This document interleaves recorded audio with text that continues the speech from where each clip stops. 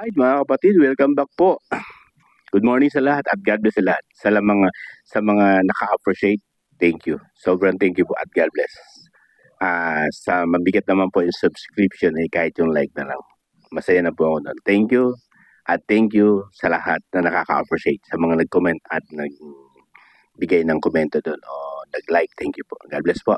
Meron lang po tayong tatalakayin kasi bukas na po yung hearing sa Senado, yung sa Ribbon Committee ni Rodante Marcoleta, Senador Rodante Marcoleta, tungkol sa flood control na sinabi ng ating Pangulo na palpak at yung iba ay guni-guni.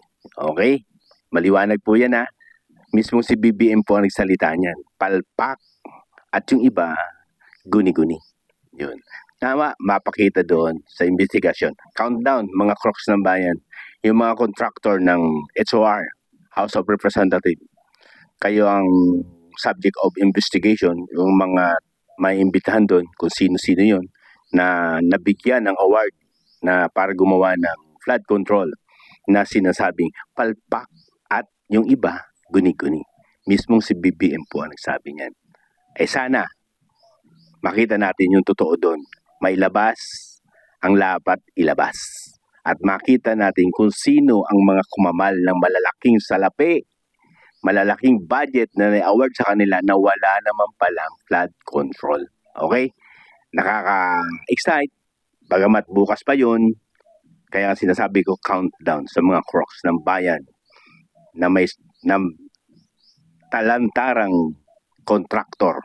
Kasi doon dati mga kapatid, may mga dami pa yan. Mga dami account, dami personalidad para makuha yung kontrata sa DPWH o kaya magkukanyan.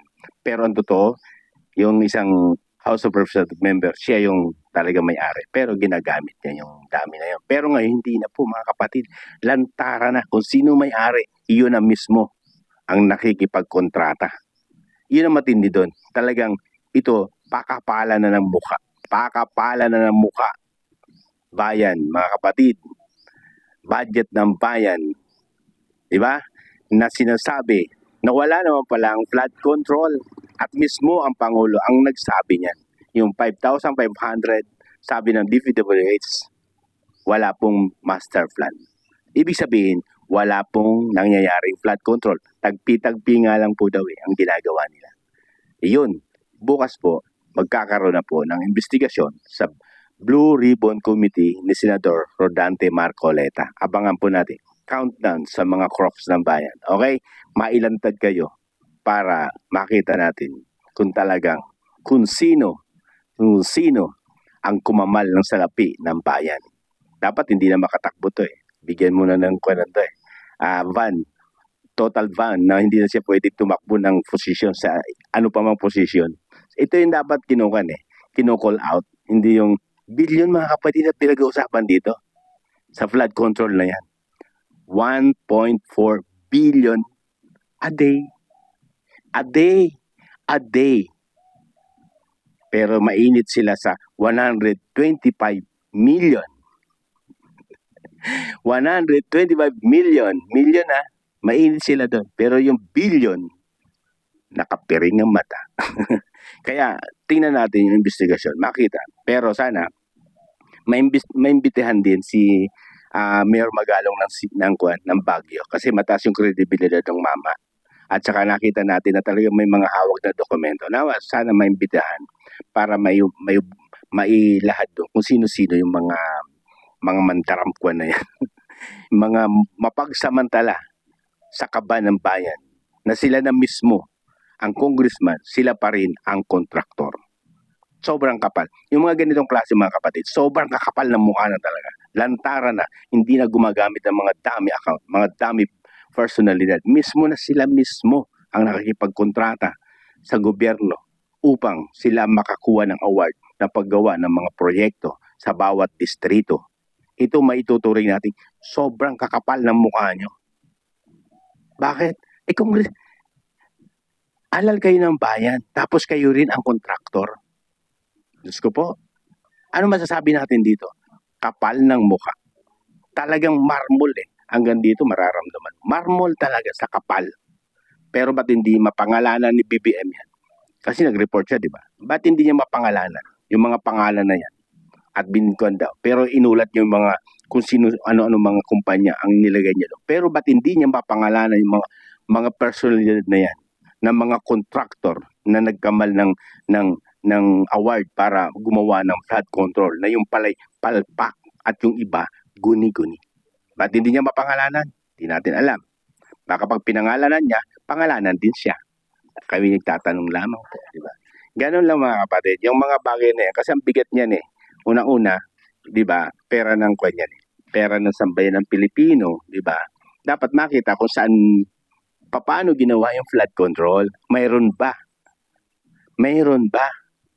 O guni-guni, di ba?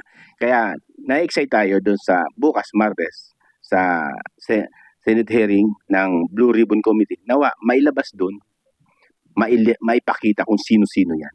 May imagine mo mga kapatid, bumuo sila ng committee dyan sa House of Representatives na mag-iimbestiga daw doon sa nangyaring palpak at guni-guning flood control. Sila mismo ang subject of investigation, tapos sila mag-iimbestiga. Wow! Di ba? Wow, ang kapal. Di ba? Ano kaya kung bumuo ang executive branch ng isang independent body para naman kapanipaniwala, para walang question yung sambayan ng Pilipino? Imagine mo mga kapatid, sila yung subject of investigation, tapos sila mag-iimbestiga. Wow, kapal ng mukha. Di ba?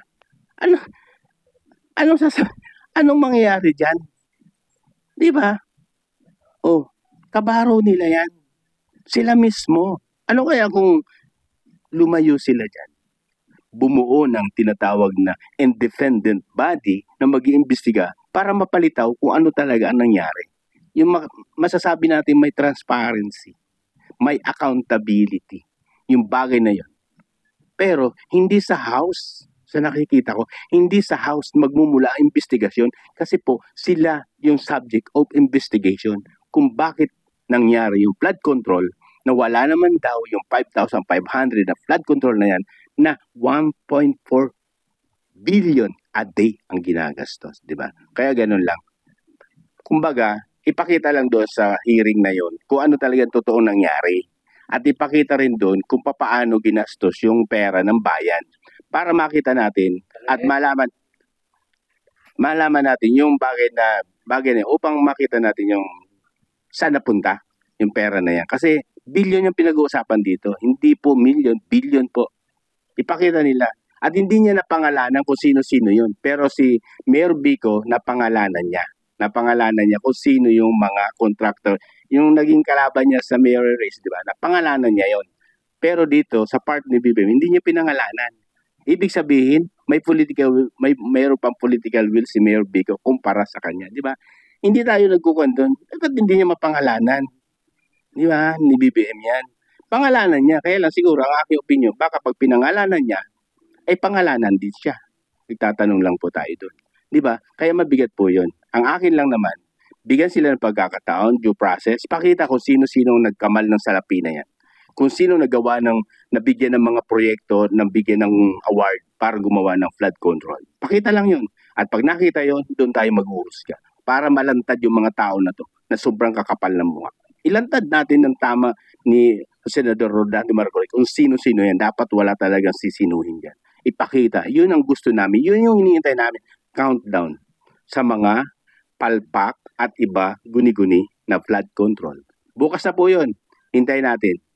Talaga makikita natin kung papaano nilustay, kung papaano minapula yung ganitong klaseng mga proyekto na wala naman pala 5,500 flood control na ngayon ay umiinit na. Countdown sa mga crocs ng bayan. Makikita natin dito. Bukas, kung ano man ang kahinatnan ng investigasyon na yan, sana lumitaw ang totoo at yung mga inosente ay mapawalang sala na rin na naakusahan na hindi naman pala totoo, di ba? Kaya bigyan natin sila ng pagkakataon. Sa pamagitan nun, ay maging transparent lang para naman yung inosente at yung nagkaroon ng krimen tungkol doon, kasi masasabi natin krimen na rin. Kasi pag nanakaw po ito mabigyan din ng gumulong ang ulo nito. Kapal na mukha. Sila yung subject of investigation, tapos sila mag-iimbestiga. Wow, kapal na mukha. Bumuo kayo ng independent body para kapanipaniwala sa sampay ng Pilipino yung mga ginagawa nyo. Hindi yung kayo rin mag-iimbestiga sa kabaro nyo at ikaw mismo iniimbestigahan din. Walang kredibilidad. Sasabihin ng sampay ng Pilipino, mekos-mekos lamang. Mayroong mabubuo sa isipan ng mga tao na ito'y, di ba, moro-moro. Kaya para maiwasan yun, bumuo kayo ng independent body. Thank you at God bless. Sana nakita natin. Salamat at God bless. Pag mali, mali. Pag tama, doon lang tayo. Thank you po.